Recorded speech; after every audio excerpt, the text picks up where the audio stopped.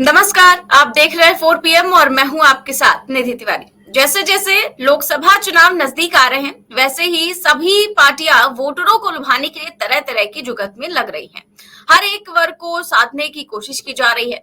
ऐसे में मुस्लिम समुदाय को अपने पाले में करने के लिए बीजेपी ने एक बड़ा दांव खेला है। दरअसल बीजेपी 2 जनवरी से एक अभियान चलाने जा रही है, जिसका नाम है शुक्रिया मोदी भाईजान। जी हाँ, बिल्कुल सही सुन रहे हैं आप। भाजपा का अल्पसंख्यक मोर्चा 2 जनवरी से उत्तर प्रदेश के सभी संसदीय निर्वाचन क्षेत्रों में शुक्रिया मोदी भाईजान नाम का एक विशेष अभियान शुरू करने वाला है।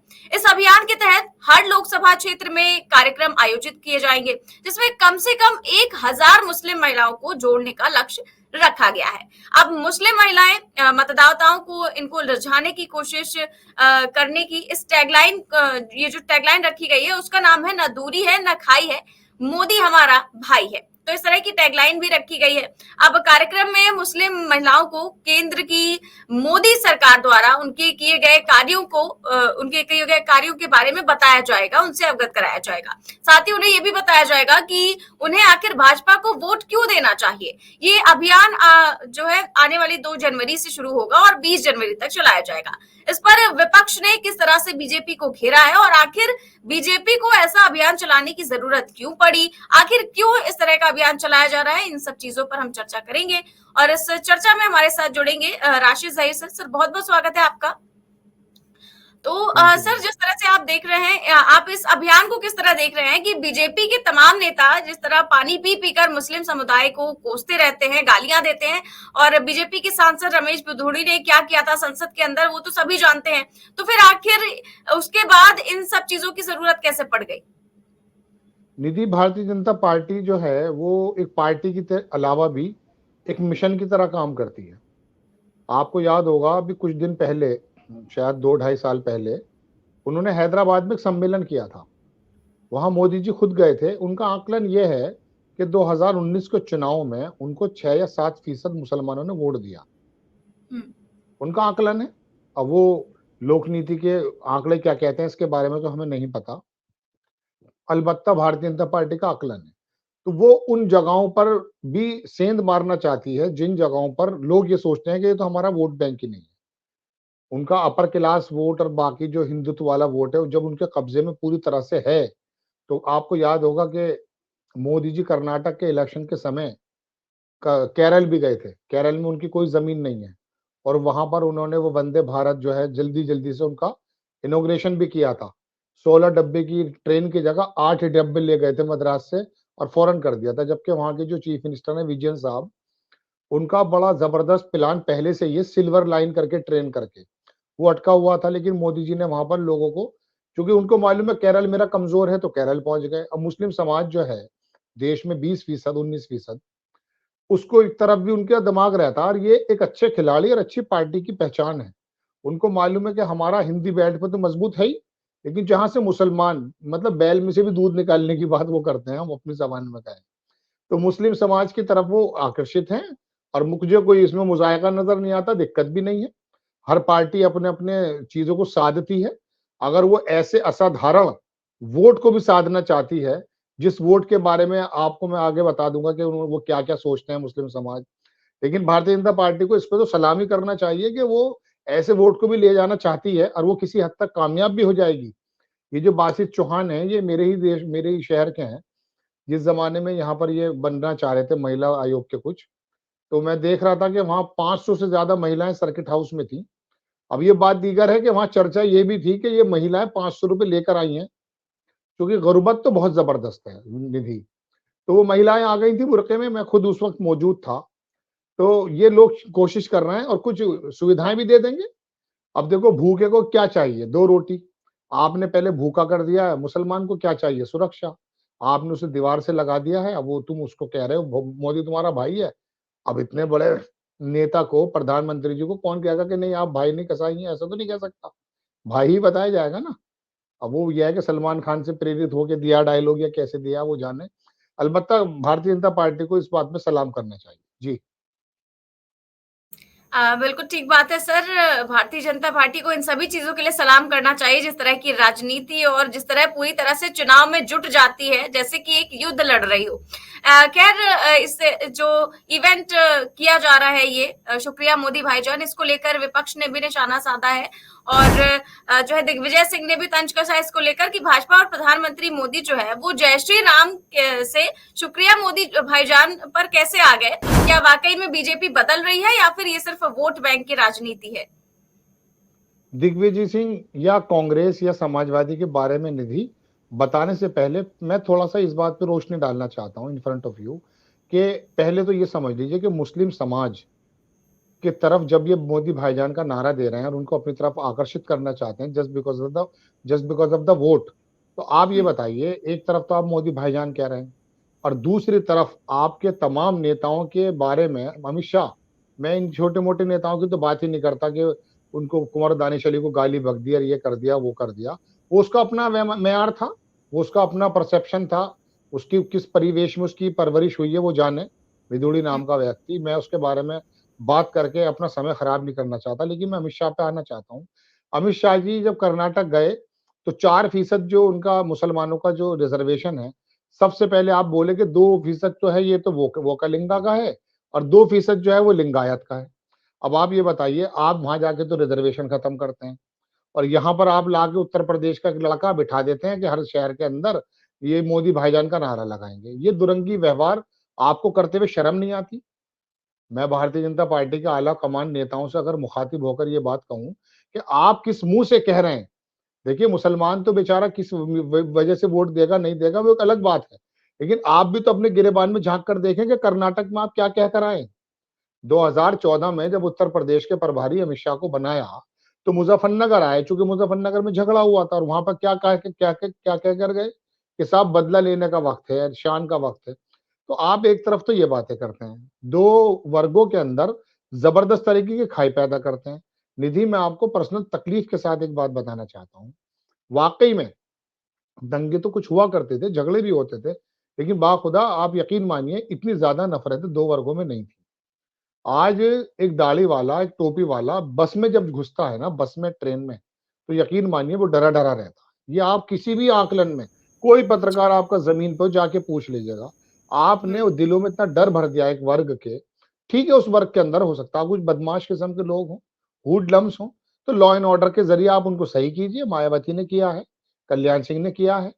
तो क्या जाट समुदाय बदमाशी नहीं करता? क्या गुर्जर समुदाय बदमाशी नहीं करता? वहां दुबे ने जो मार दिया था सीओ, क्या वो मुसलमान था? तो अगर आप इसी वजह से, लेकिन आप लफ्ज मुसलमान आते के साथ ही एक तो आप है ना ये प्रोसिक्यूशन करने लगते हैं, इनका रिजर्वेशन खत्म करो, आए दिन एनआरसी सीए, मतलब कौन सी ऐसी चीज है बताइए। आप अपनी वाइफ को छोड़कर तो भागे हुए हैं। 22 करोड़ महिलाएं ओल्ड एज होम के अंदर पड़ी हुई हैं जिनके बारे में हस्बैंड का पता नहीं, और आपकी खुद की भी वाइफ का नहीं पता कहां पर है वो। आप मुसलमान का जो है ना आकर के बताना शुरू कर देते हैं, हमने 3 तलाक खत्म करा दी, तुम्हें 3 तलाक नहीं पता क्या चीज है।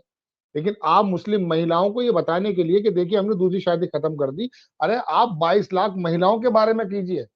मुसलमानों में तलाक का रेट सबसे कम है निधि, सबसे ज्यादा जो रेट है मुसलमानों से अलावा है। अब आप पता कर, मैं तो कह रहा हूँ ना, आप खुद भी अपनी वाइफ को छोड़ के कहीं निकले हुए हैं।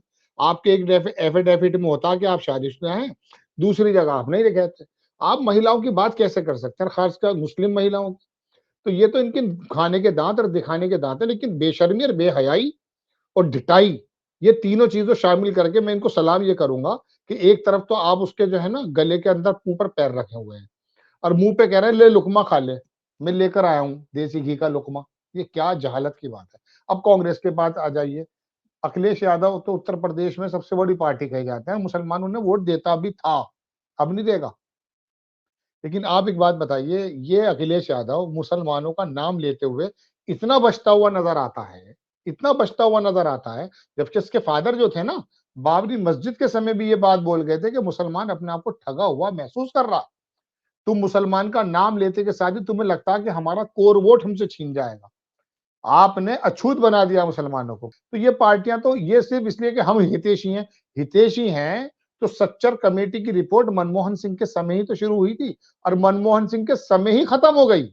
ऐसा नहीं कि मोदी जी ने खत्म किया उसको। तो आप वो सच्चर कमेटी की रिपोर्ट जो ये कहती है कि मुसलमान भारत के अंदर जानवर से बदतर जिंदगी गुजार रहा है, आप उसको लागू कर दीजिए वो तमाम चीजें। लेकिन वो तो बनी रिपोर्ट, रिसर्च हुई, उसके अंदर तमाम बुद्धिजीवी और उसको जो है डस्टबिन में डाल दी गई। अब आप आके कह रहे हैं अरे यार ये तो एक ऐसा वोट बैंक हो गया, ये डुगडुगी बजाते हुए आते हैं, कोई कह रहा मैं भाईजान हूं तुम्हारा, कोई कह रहा मैं चचा जान हूं तुम्हारा, कोई कह रहा मैं मुन्ना हूं, तो ये तो इनका काम है। लेकिन सब बोथ आर सेम, हम्माम में सब नंगे हैं, लंका में सब 52 गज के हैं। और ये खाली मुसलमानों के लिए नहीं है, ये भी बात सुन लीजिएगा आप यकीन मानिएगा जितना भी ओबीसी वर्ग है, एससी वर्ग है या माइनॉरिटी है, ये इन सबों के साथ हालात ये हैं। इनको आप जो है ना किसान की बात मान लें, कमजोर की बात मान लें, आप थोड़ा सा लालच देते हैं और लालच देखने के बाद आप वोट ले लेते हैं, उसके बाद भाग जाते हैं, असल बात नहीं कर पा रहा। वरना आप 10 साल में मोदी जी से क्या शिकायत कर रहे हैं? बाकी समय तो आप लोगों की हुकूमत रही है ना, आपने आम जन की जिंदगी बेहतर हो जाए इसके लिए क्या किया है बताइए। अब हाँ, राहुल गांधी एक विजन लेके आए थे 2019 में कि 6,000 रुपए पर मंथ उन लोगों के अकाउंट में अगर पहुंच जाएंगे और वो 6,000 रुपए लेकर अगर मार्केट में आएंगे तो बूम आ जाएगा मार्केट में, ये अच्छी बात थी। लेकिन 25 लाख रुपए की चिरंजीवी योजना को खत्म कर देते हैं अनवक्त, तो फिर तो राहुल गांधी के तो 6,000 की बात थी। जी मैडम। जी, जी, बिल्कुल ठीक कह रहे हैं आप और बहुत विस्तार से आपने बताया ये सारी चीजें। लेकिन क्या लगता है आपको ये जो गोदी मीडिया की भी अगर हम बात करें, तो जैसा कि दीपक चौरसिया समाजवादी पार्टी को नमाजवादी पार्टी कह रहे थे, अब तो पीएम मोदी भी इसी तरह का कुछ कार्यक्रम चलाने जा रहे हैं, तो क्या इस तरह की कुछ भाषा निकलेगी उनके मुंह से पीएम मोदी के लिए? अब देखिए, पता नहीं इनके गोदी मीडिया के बारे में तो देखो निधि, बात यह है कि इनके बारे में तो बात करना भी वक्त की बर्बादी है। इनका तो काम है, इन्हें सुबह सुबह एजेंडा मिल जाता है, ये अपने काम पे लग जाते हैं, बेचारे डुगडुगी बचाने लगते हैं। शाम को इनका जमीर भले इनसे पूछता होगा, अगर जिंदा होगा, कि आप करके क्या है दिन भर। हम तो ईमानदारी की बात बताएं, हमसे तो कोई गलत खबर के लिए अगर किसी ने कहा है कभी, बहुत संस्थानों में रहे, हमने तो हाथ जोड़ लिए, हमने नहीं कहा, हमने कहा हमारा जमीर इस बात को नहीं कह रहा, हम नहीं बोलेंगे। अब इनका काम चल रहा है इसमें। रही बात मोदी जी की, तो मोदी जी तो देखिए एक बहुत बड़े, एक साहब कह रहे थे कि वो तो तमाशा करने वाले व्यक्ति, मैं नहीं कह रहा हूँ, वो तो माहौल को सजा देते हैं। उनके पास तो ऐसे ऐसे जादुई वो हैं। और ये गोदी मीडिया के जरिए से दिमाग का जो है ना एक बाकायदा हिप्नोटाइज करने का एक प्लान बना लिया गया है। अब तो मोदी जी उसके जो है सूत्रधार हैं, मतलब जमीन पे को नम तो करते हैं गोदी मीडिया और हल चला देते हैं मोदी जी, वो कोई मसला थोड़ी ना। अब इलेक्शन में भी देख लीजिएगा ऐसा ही होने वाला है, मोदी जी आएंगे, लेकिन इनके जो बाकी अब दूसरे हैंड है वो अपनी तरह से नफरतें करते जरूर रहेंगे, क्योंकि उनका पूरा एजेंडा नफरत पे है। एक आध नेता अच्छी सी बात कह देगा, मुसलमान खुश होकर चला जाएगा, लेकिन बाकी नेता फिर वही जड़ें खोदने की बात करेंगे। ये बात बिल्कुल सही है। जी मैम। जी सर, और आखिर सवाल यही पूछूंगी कि क्या लगता है आपको इस अभियान से फायदा मिलेगा बीजेपी को, और आखिर किस हद तक जाएगी बीजेपी चुनाव जीतने के लिए? इसमें कोई दो राय नहीं है, इस अभियान से नहीं, अगर वो भारतीय जनता पार्टी चूंकि सत्ता में है और हर वर्ग में कुछ ना कुछ देखो जमीर फरोश, यानी कि जमीर को बेचने वाले लोग होते हैं, तो जमीर तो बचा ही कम है वैसे तो लोगों में। लेकिन इसमें कोई दो राय नहीं कि जब सत्ताधारी नेता किसी एक ऐसे कमजोर मुसलमान के पास आके कहेगा मैं तुझे ई रिक्शा दिला दूंगा, तो यार काम तो कर, तो वो लग जाएंगे, कुछ पैसा दे दिया जाएगा। पहले किसी जमाने में शराबें बटा करती थी, अब कुछ जो है ना थोड़ी सी रेवड़ियां बांट दी जाती हैं। तो मुसलमानों में भी जैसे और जब वर्गों के अंदर कमजोर लोग हैं, मुसलमानों में भी कमजोर लोग हैं। तो वो जाहिर सी बात है, भारतीय जनता पार्टी जब अपने नेताओं को उनके दर भेजेगी और कुछ उनका थोड़ा बहुत काम भी हो जाएगा, छोटा मोटा जो भी कुछ हो सकता है, हमने अपनी आंखों से तो देखा नहीं, हम तो बता रहे हैं, तो कुछ परसेंट तो वोट कट जाएगा। एक मैं आपको और बता देता हूँ बात, मेरे तो डाटे में नहीं है, लेकिन इंग्लैंड में एक पत्रकार है, मैं स्पेस जो ट्विटर पे चलता था, स्पेस पे भी मैं कुछ दिन पहले था, तो वहां पर एक राहुल गांधी की टीम का एक बना हुआ है पूरा ग्रुप। उसमें एक बंदे ने मुझसे ये कहा कि हमने रिसर्च की है, 2019 में 3 करोड़ मुसलमानों ने वोट दी है। ये मेरे गले से नीचे नहीं उतरता है ये डाटा, लेकिन उनके पास एक डाटा है, कांग्रेस के पास वो काम डाटे पे करते हैं। तो अगर ऐसा है, अगर ऐसा है तो जाहिर सी बात है फिर ये भारतीय जनता पार्टी पहले भी कामयाब हो रही थी और अब भी कामयाब हो जाएगी, क्योंकि कमजोर लोग हैं ना। पहले मस्जिद, अब मस्जिद और मंदिर खास करके मुस्लिम और कमजोर वर्ग के, ये मस्जिद बाद में मांगते हैं, पहले ये रोटी मांगते हैं, पहले खाना मांगते हैं। अब तो बच्चों की जरूरत है ना, ये है। जी मैम। ठीक बात है सर, बहुत बहुत शुक्रिया आपका ये जानकारियां साझा करने के लिए। तो आप जिस तरह से देख ही रहे हैं कि बीजेपी किस तरह की राजनीति कर रही है, लोकसभा चुनाव नजदीक आता देख अब इस तरह का भी अभियान चलाया जा रहा है कि शुक्रिया मोदी भाईजान। अब पता नहीं अंधभक्त इस पर किस तरह से रिएक्ट करेंगे, जो कि कहते हैं हम तो शुद्ध सनातनी हैं और हिंदुत्व को लेकर खूब झंडा जो है फहराते रहते हैं। लेकिन अब जिस तरह का अभियान पीएम मोदी चलाने जा रहे हैं उससे क्या असर पड़ेगा, क्या असर दिखेगा लोकसभा चुनावों में, आपको क्या लगता है? मैं कमेंट बॉक्स में जरूर बताएं। कैसी लगी आपको ये चर्चा, ये भी जरूर बताएं। साथ ही चैनल को सब्सक्राइब भी करें और ज्वाइन भी। नमस्कार।